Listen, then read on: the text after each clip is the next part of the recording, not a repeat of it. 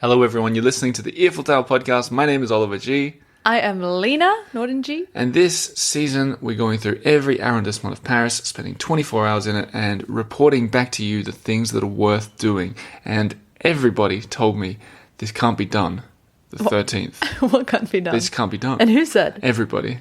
Because, not just because it's an unlucky number, Of course. but because it's probably the least touristy destination of all the districts in Paris. And people would be forgiven for thinking there's nothing to find. But we have found heaps of cool stuff. We got some gems. Surprising stuff. Some hidden gems. Mostly hidden gems. Some big hidden gems. Yeah, wow, yeah. So we're going to take you guys on a wonderful journey. And it starts, instead of telling you where it starts, we're going to play this week's music, which is another interpretation by Press Maxon. And if you know what the song is, you might get an idea of where we spent a lot of time in the 13th. Hit the music. Hit it.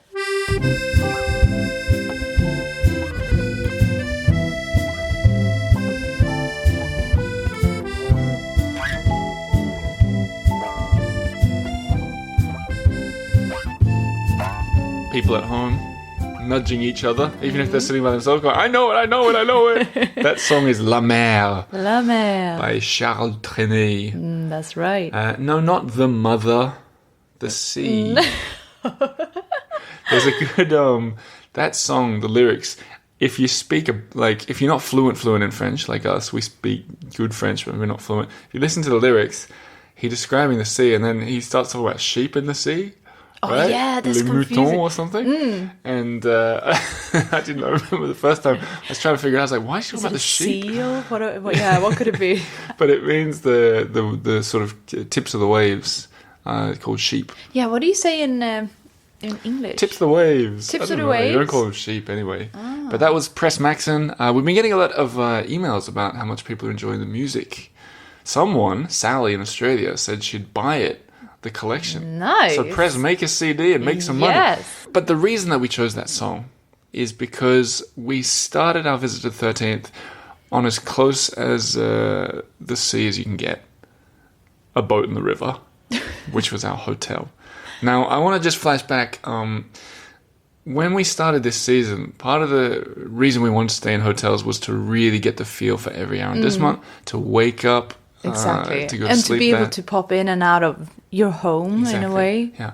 And on top of that, I wanted the hotels to be I wanted them to come with a story. We figured at the beginning there's no point staying in a Holiday Inn and going, yeah, that was a good place to sleep. We wanted to come with a story. And when we were planning the whole season, this is one of the ones I wanted to stay in. It's called the Off Paris Seine. The Off Paris Seine. And they put off in capitals for some reason. Yeah. And hold on to your horses, everybody. What's cool about this is it's a boat that's a hotel, and in the middle of the hotel is an open-air swimming pool. And in the middle of the swimming pool, There's a bottle of water. hotel. No. A bottle of water with one of those ships. So this was cool. We, full disclosure, we stayed here during the insane heat wave from about a couple of years 4 or 5 years ago. Because we were living under the tin roof on the top floor. And it was in Montmartre. extremely hot, and the air was just still, so we had to... You as a Swede, you panicked. I know, I panicked. Did you? I couldn't move. Did you get that hotel because it had air conditioning or a pool? Do you remember? Pool. Yeah. I got it because so we got the cheapest room back then, and we stayed like in the hull, and it was all right. I mean... No, it was good. It was cool. The pool was perfect. Yeah. But, if you want the full experience, what we did this time around was we got the orange room. Yeah. A room totally decked out in orange. Really fun. Cool to sleep on a boat. Like a small, not like a cruise liner, but And it was a small boat. nice view over the Seine, and it was cool. Good experience. Bit rocky at night. It felt like someone was... It felt... Like someone was... It felt like someone walked in the room and kicked the bed really hard. Yeah, that was me. But the 13th, I think I just wanted to get that sort of boat experience out of the way because it went with the lovely music by Press. Thanks, Press. But the 13th, let's just talk about it for a little bit. When locals think of the 13th, I think they think of Chinatown. Yeah. Residential. Yeah. Butokai, which we'll talk about more in a second. But in terms of solid tourist destinations, I don't think there is one. No, it's more residential. It is residential. Yeah, and we sort of explored that in a weird way we're going to get to in a second. But we'll, instead of telling you everything we did, everything will be in the blog. We're going to focus on some of the things that we found the most interesting. Some highlights. Including one thing that I think everybody should make a beeline for when they're in Paris. That deserves a spot in the Louvre, and I can't believe it's not there. Oh yeah, I know what you're talking about. We'll get to that at the end. So after we checked in, we figured we'd do the main thing in the 13th, which is what you just mentioned, the Butte aux Cailles. Which is like a mini Montmartre. It's very similar sort of style and a similar sort of lots of little restaurants and bars and bistros and that sort of thing, but about like 4 streets worth. Yeah. It's not big. You can sort of explore the main part of it really quickly. Definitely. We did. And the photographer, Emily Jackson, this week, came with us for this bit, so we got some nice pictures, so you can really imagine it. They'll be on the blog and social media this week. But it is small. It's and it's not hilly like in Montmartre. No. But it's got that same kind but of... But it's high up, isn't it? It feels like it's high up. Well, it's a boot, yeah, I guess. But it doesn't... Yeah, it's like a 20th of the size of Montmartre without all the famous touristy things. Yeah, that's right. And I feel like if it's your first visit there, you might not even know you're there. Oh. Do you know what I mean? Is this a riddle? No, because it's so small and there's only a couple of streets. Perfect example, when we took a taxi to get there because we were on the other side of town, essentially, and we had the baby. And we didn't know where to tell the taxi driver to go. And we were just like in Budokai, and he's like, where? I don't know, the main bit. He's like, I don't know. Oh, okay. So I guess essentially just head up. And what's cool about it is there's a lot of street art. It's a sort of hub of street art that's changing way a lot. More than I thought. And worth a walk. A few cherry blossom trees around if you can time it right, which we were fortunate to do. But in terms of places to eat or drink, they all look good. There was one that we happened to stop off Les Tanneurs de la Butte. I'll write the address in the show notes, but it was. I imagine it was as good as all the other ones. It was charming. It was lovely, but it was very classic French bistro style. Yeah. That was cool. Anyway, Butte aux Cailles, go and check it out. There's one other thing that I don't want to get too deep into in this podcast because I want to explore it deeply again. Okay. A small obsession is trickling through my brain, and it's this Bievre. This is the new obsession. Yeah, this is They change every few months. Yeah, we all getting used to this now. Take yourself back. Hundreds of years ago, there used to be another river, a tributary. A tributary? Yeah. Okay. Tributary. That ran through the 13th. That's the only district it went through. And it used to be like the tanners used to sort of use the water from it, and I don't think it was nothing like the Seine. It was more like a stream, as I can understand. There's pictures of it from 100 whatever years ago. Okay. And it's completely disappeared. It's underground, but there's talk of... Is it still running underground? I think so, yeah. There's talk of bringing it back, maybe getting rid of some streets, opening it up a little bit. And, wow, that'd be cool. Yeah, there's a lot of traces of it. There's the medallions that you could find. We found a couple of them. Yeah. There are a lot of streets and parks are named after the Bievre. But I was fascinated by it. But I want to get into it properly at a later date. Okay. So there's a sign of something to come. Stay tuned, everyone. After our photo shoot, we put Otis to bed. Thanks, Julian, for babysitting. Thank you. And we decided to explore Chinatown. You'd never been there before. No, but I've heard rumors of this magical place. Actually heard rumors about it?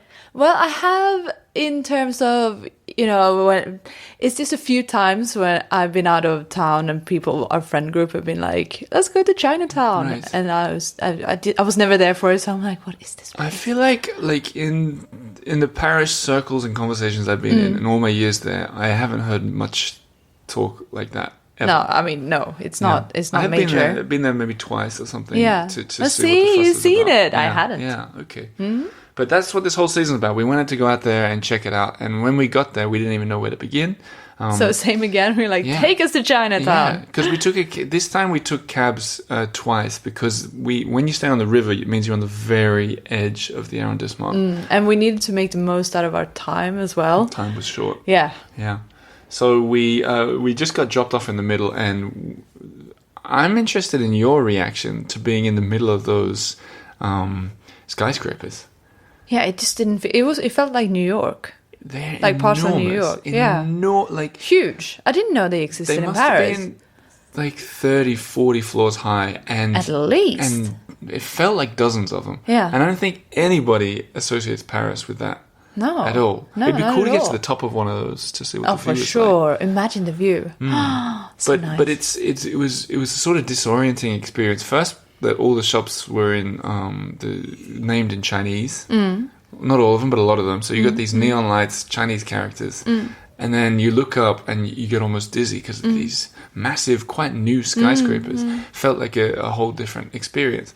We didn't know where to go. We had a few tips for places, but instead we sort of walked the streets and explored what looked fun. Yeah, we asked a few people on the street. We were like, "Where's the bit? Like, where's the main bit? Yeah. Main roads. What's popular? And, What's got a reputation?" Several people point us towards the Impérial Choisi, the Imperial, which didn't. I mean, it was good, but it didn't. No, it was definitely good, but it didn't look like anything special. No. And it was. I think it was quite a typical. Exactly. I didn't leave there going, "Wow, now that was the best Chinese food I've ever had." Yeah. It was just. It got the vibe. Very friendly, very quick, very like it's not a cozy vibe. It's very bright in there, but it was nice.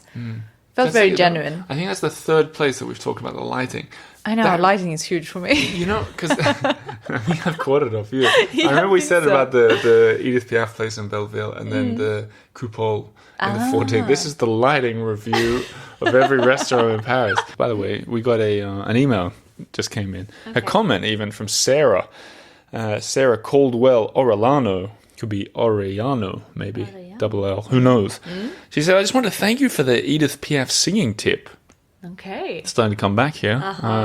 My daughter and I just returned from a fabulous night. All the people at our row of tables discovered the place on your podcast. German, US, and us from Switzerland. The place was packed. The owner said he could have sat many more. I'm sure it was because of you. Wow, that's amazing. I love that. We had a rip-roaring time. A rip-roaring. Yeah. People don't use those words often enough. Rip-roaring. Yeah. Sounds good, right? Yeah. Rip-roaring. Yeah, rip-roaring. It makes you think, like, what are you doing? Ripping up the menu and then roaring? You know what it reminds me of? We met a woman called Sharon with a Y. And then we talked about it afterwards, Sharon with a Y.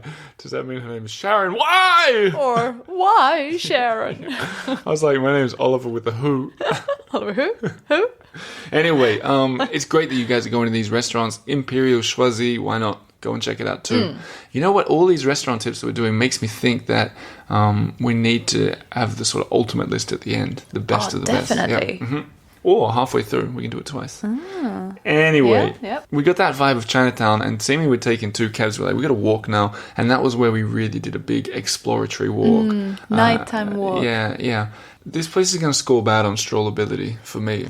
Yeah, me too. Because it wasn't like Montmartre or the 14th where you feel like you could go down any street and there'd be cool It's stuff. very big, like massive roads and not much in between. And it wasn't very charming. Like a lot of offices and big blocks and that sort of thing. But you know where the charm did hit?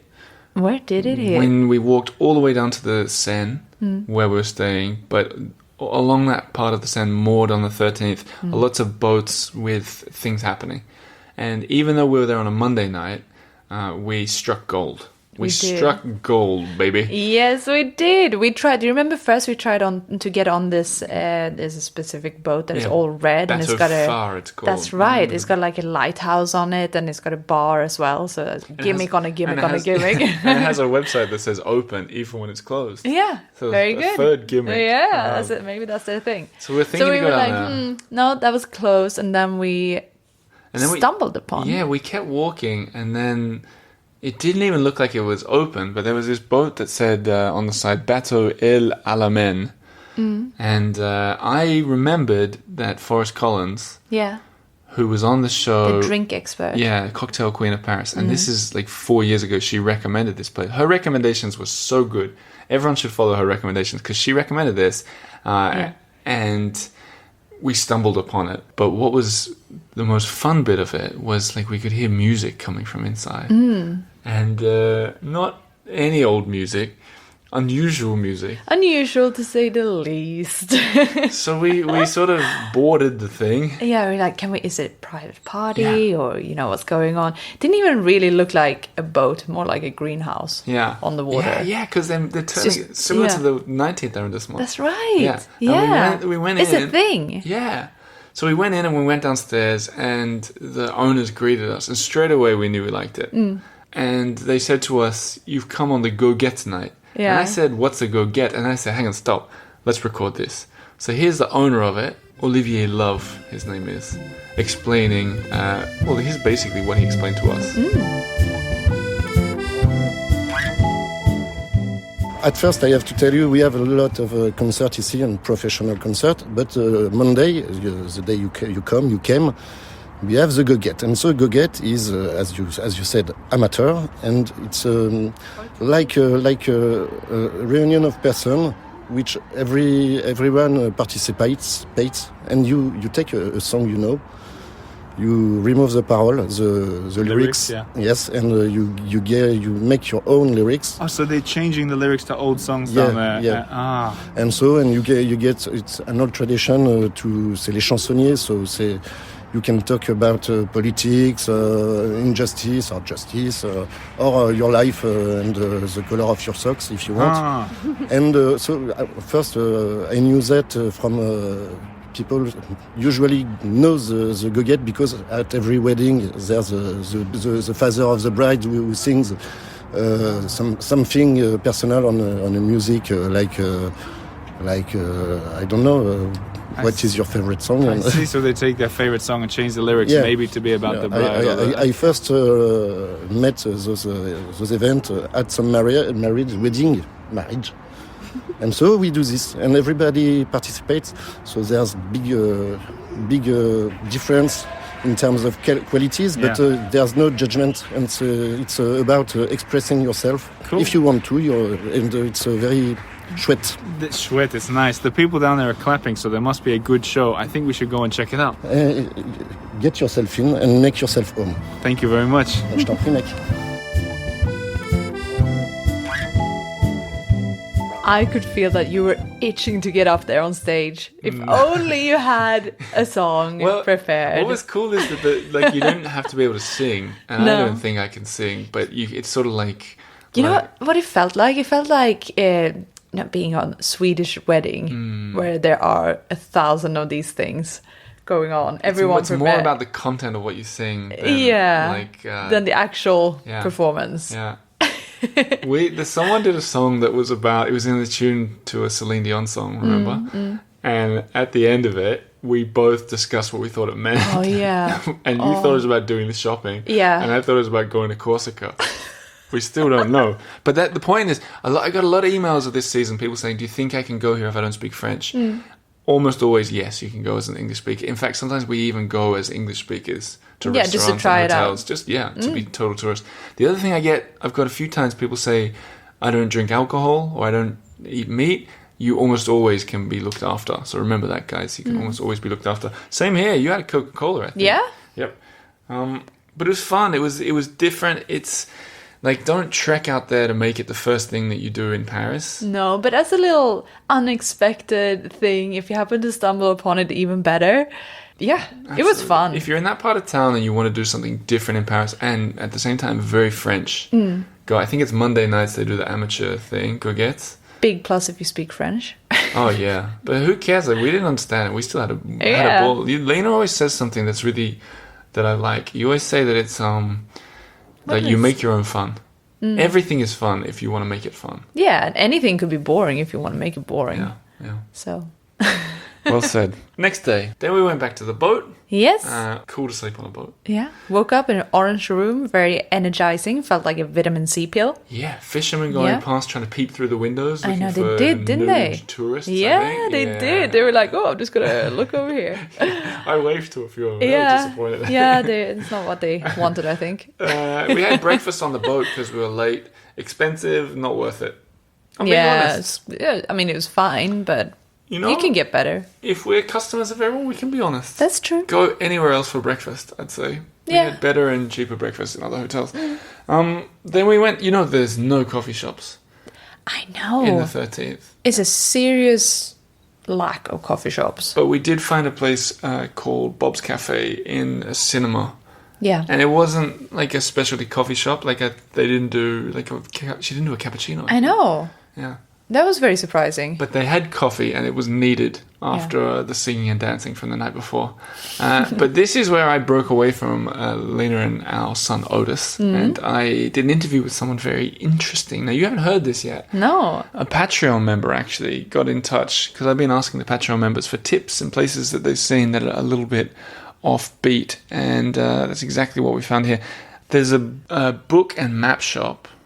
So we haven't really talked about this at all. No. Okay. Not much at all. So if you go to 31 Rue de Tolbiac, there's it's called the Librairie Loeb La Roque, and they do maps and books, but antique. And you can't just waltz in there. I was just going to ask, is it like... You have to make an appointment, which can just be, I think you can do it on the website. I called up and said, can I come? I want to take some pictures and interview you. But if you're a customer, you can do the same exact thing. Although I feel if you're a customer, I feel like you'd kind of be expected to be a serious customer. Okay, so you expected to know what you're talking about, or like you know what you want. Or maybe be sort of leaning towards making a purchase. Because I don't... It's not just for browsing. No. Can you even see it from the street? No, it's like up on the second or the third floor. Ah, okay. I think it was partly to do with, in a map shop, if you just have customers coming and looking at maps all the time, and when they're expensive and Trying antique, to figure out where they are. yeah. Like, where's the closest train station from here? But also the maps can be very expensive, so it's a liability to have it on the street level. Tell us about this place. Well, I'm not going to tell you about it. I'm going to let Pierre, the owner, tell us all about it. And you're going to hear him talking about a very special map, and I'll talk about it at the end. What is it about maps for you that made you want to essentially devote your life to it? Well, there are a lot of things. For me personally, I'm originally I was a graphic designer. So what I really like is the aesthetic view of the early maps, talking maps from the 16th till 18th century. They were very nice for a reason, because a lot of the areas we were selling not only maps of Paris, but we are selling also maps of Africa, and you can imagine the maps of Africa, the maps of Australia, they were empty on the inside. So actually the publishers, the artists at the time, they filled up the empty spaces with a lot of decorations, with a lot of cartouches. So in the early maps there's a lot of an artistic point of view. Another point, what I like is I like to travel. And you can really travel on the map. So I mean, you can look at the place names. You can see the development of areas over certain periods of time. That's what collectors often find in maps. They like to collect maps of all parts of the world. And lately, we have discovered, like a lot of people, the pictorial maps, and those are the maps who have made in the last 100 years often, and they can put political maps, they can maps, and I'll show you an example of the invasion of the Russians, of the war team maps, and but also disease maps were made in the last 100 years. So that the one that you're talking about, the invasion of Russia, I glimpsed it before. That's where Russia is a big octopus or squid or something. Yes, octopus, Russia shown as the octopus. With its tentacles surrounding the nearby countries. So by pictorial maps, you really mean... so the pictorial maps, you will see little illustrations of people and animals on maps. In the old sense, the map was filled just with place names. Right. So, is there a piece here, and I suspect it's that big one over your shoulder, that you're kind of most excited about? Yes, that's I think surely the biggest one we have in house, and surely one of the most exciting map of Paris. It's the most famous map made from Paris in the 18th century. And I'm happy to show you the map. Specifically, what I would like to show you is how Mr. Turgot, at the map by Turgot, has all the buildings in a perspective. And that was really, really something amazing, and I think never surpassed by other map makers. And so how it looks enormous. It's rolled up. It looks like it's got ornate wooden sort of like there's a lot going on just seeing it wrapped up. How big is it? The size is 3 meters. 3 by 4 meters. Something like that. Yeah, it's 3 by 4 meters in total, right. And actually it's what we say a wall map. And typically, wall maps existed all over the century, so people had not only maps in books, but also they had them on the wall, right. And then they were pasted on canvas and with those wooden rollers, so you could hang them on the wall. So but besides it being large and with this different kind of perspective, is it also like really unique? This piece? Are there many of them? Is it one of a kind?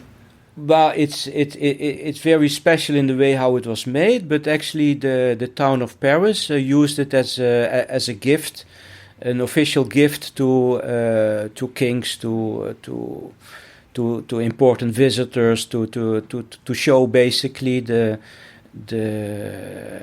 show a picture of Paris. So. It's not very rare because, well, Paris was a big city and obviously a lot of travelers came to Paris and a lot of important travelers, and they went home with a nice gift. Yeah. They were not sent home with a map like this on the shoulders. The map usually you'll find in a book with different pages.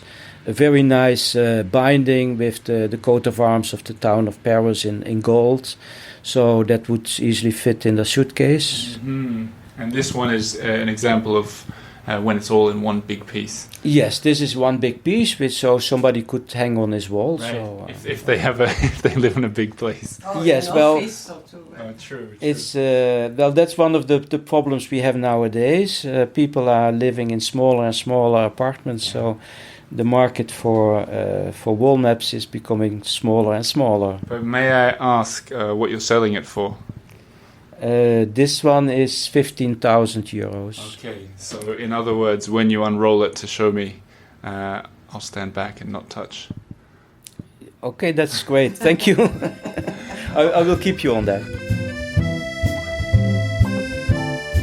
So this map, it's a first edition of Turgot's monumental joined view of Paris. I'm reading this now. Stretches over 10 feet. That's over 3 meters.